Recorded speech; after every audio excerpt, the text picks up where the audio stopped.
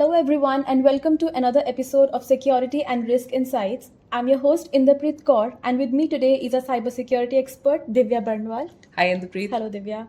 Today, we are delving into the risks of identity theft, particularly through social media.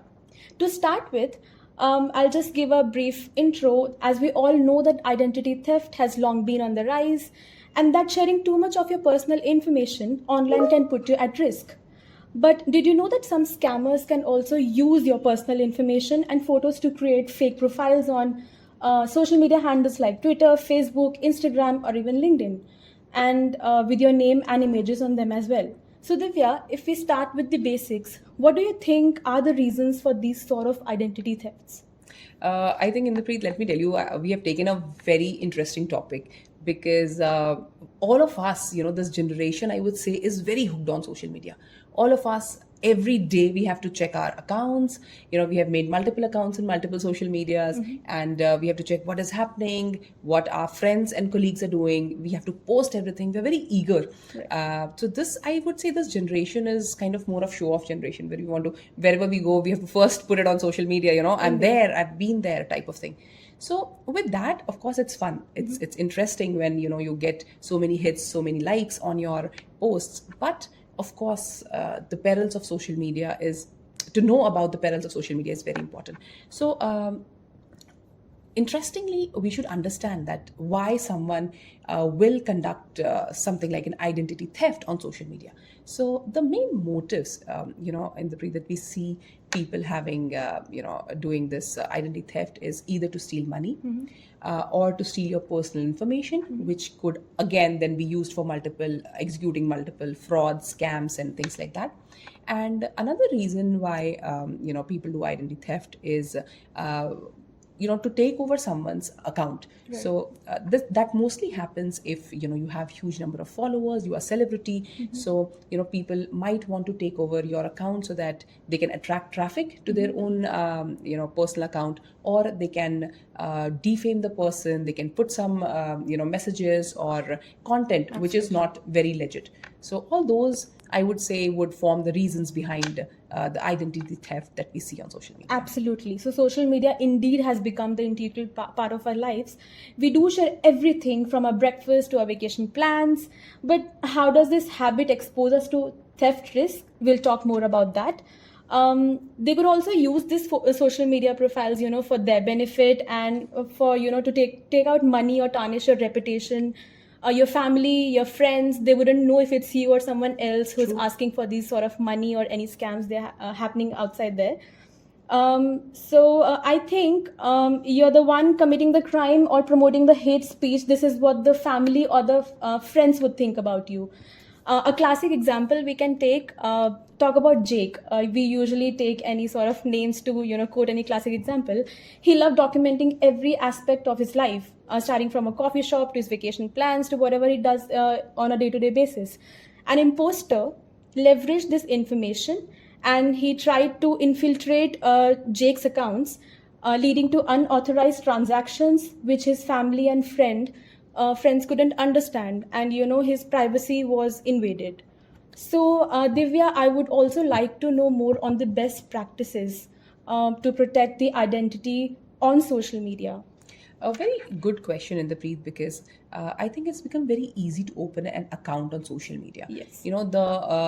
Because it is so easy, everybody's creating account. It is really low barrier. Right. When you want to create an account anywhere, it's very easy. Right. So while we cannot stop that, of course, everyone should make an account, should be active on social media, but it is important that they should also know what are the best practices while using social media so that they can safeguard themselves from these kind of identity thefts.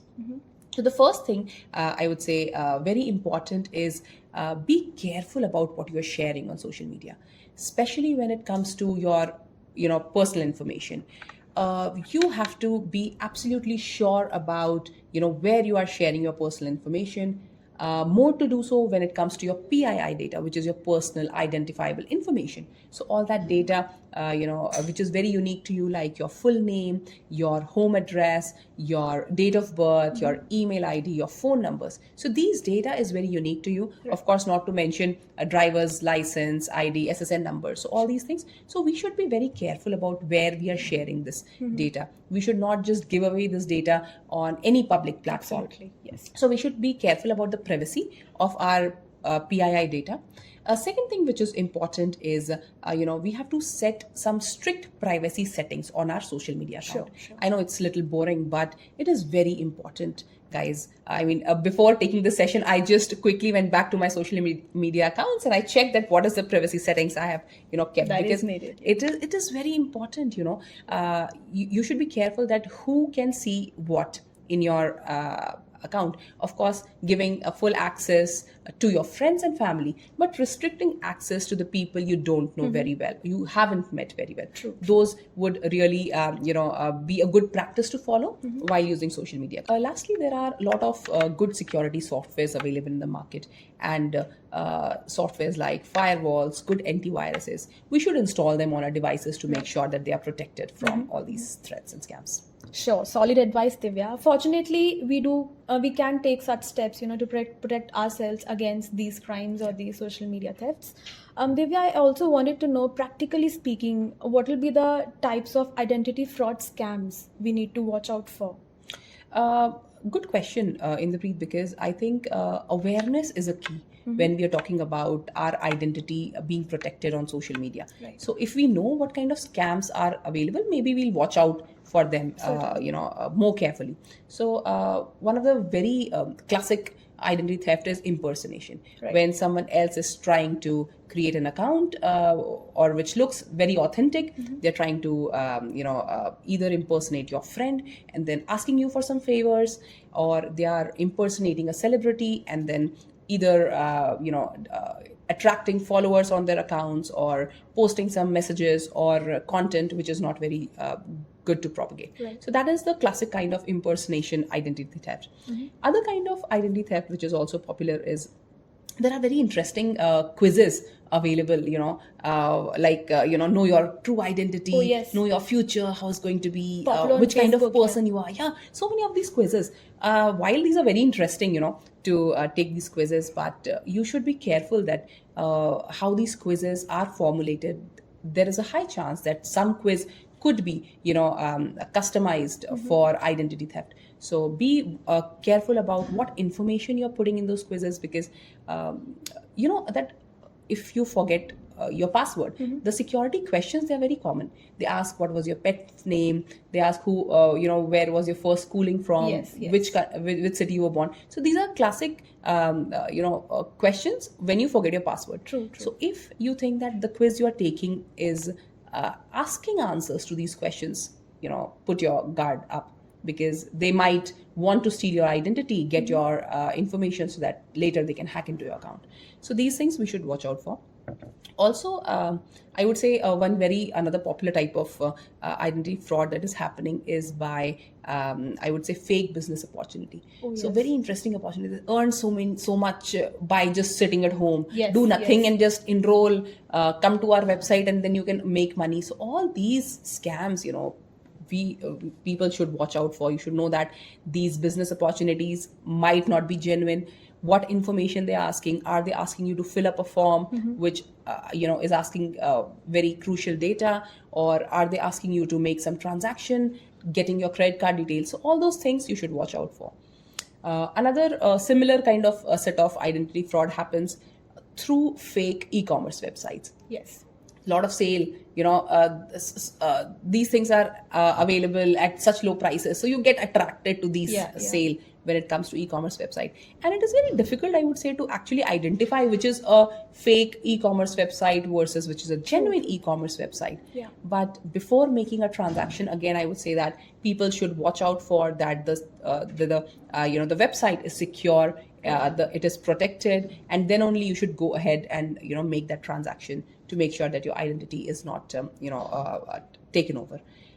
Lastly, a common example is phishing emails. A lot of these identity frauds, they use phishing as a very easy method. Yes. So mostly when you get a phishing email, you will see that it is coming from someone you know. So Yeah, the name would mostly be your colleague or your friend, your family, And one of the classic ways to actually differentiate a phishing email is that it will always ask you to do something on an urgent basis. So it will always say that I need so much money, I'm stuck, I'm this, that. So they'll always create an urgency More and like ask call you to to action yeah, emails. call to action. Right. And they'll ask you to do something, make some payment, go on a link, this link will give you so and so, this is that, so go on a link and click on the link. So be careful about clicking on any unknown links or of course transferring money to any of these Right, phishing right. emails. So that I would say, if people watch out for these kind of identity frauds, it would be good. Great. Now we have spoken about the types, about the best practices, but Divya, it's quite common here. We all are a part of such thefts or these sort of activities happening around us. But what to do after we are being compromised? Because it's quite common. You and I think we both would have been a part of this activity around us. But what to do after this has been done to us? How can we prevent it? Point, I would take your point, because how much ever I would say we are claiming that I'm keeping an eye for it, I'm following the best practices, but still there is a possibility that your account can get hacked. Yes. Your identity can be stolen on social media, because it is very easy to steal identity. So I would say that we should also know if we have been compromised, if my account is compromised, what should be the steps I should do. I think that is equally important. So the first and foremost thing when your account is compromised or you think your identity is stolen is that the first step is recognize. So recognize that you have been compromised. Recognize that your account has been stolen. A lot of times it doesn't happen automatically. There is someone else who's telling you that, hey, I saw you send that email to me, or hey, you posted something. So a lot of times it happens when people tell you about that, but still that is a good start. You should identify that your account has been compromised or your identity has been taken. That is the first step. Right. After you recognize, you should take immediate action. So what we can do in terms of taking action is we should contact the relevant social media platform on whichever we think the identity is stolen. Okay. That we should do. We should ask our friends and family to report the fake profile. The more and more people report it, there is a more likelihood that the account gets taken. Absolutely. The faster. Right. So that is important.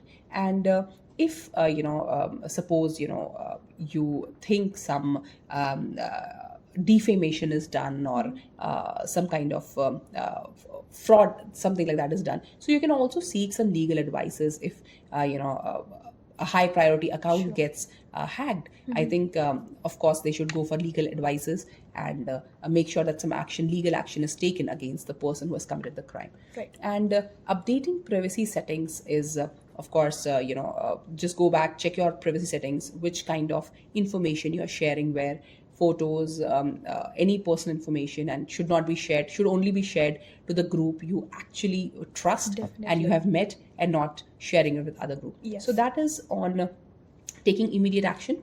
And then another thing would be also to protect yourself for future. So in that, what you should do is, I said, being aware is very important, and everyone should focus on the kind of frauds that is happening, how it is happening, what is the motives, and you should actually acknowledge that it can happen to you. So that is first and foremost. And also not leaving any footprints on social media, not leaving any important information on social media would be another thing. Like we like saying that, hey, I've gone to Disneyland, so I'll post pictures. True. But that also means that I am thousands of miles away from my home. Yes. So some fraud can happen. So a lot of these dynamics also come into play if there are fraudsters who's watching your actions, who's constantly following you. There are a lot of these things that can take place. And also not falling prey to phishing attacks that we discussed would be one of the things to take care of. Indeed. Great tips, Divya. It's all about being vigilant. Thanks for shedding light on this critical issue. And it's been really an insightful conversation, and I hope it helps you all, learning about the best practices, the types, and also after you have been compromised with such activities. I would only say, and to our viewers, remember, your online presence is your only digital identity. Guard it wisely. Until next time, stay safe and stay secure.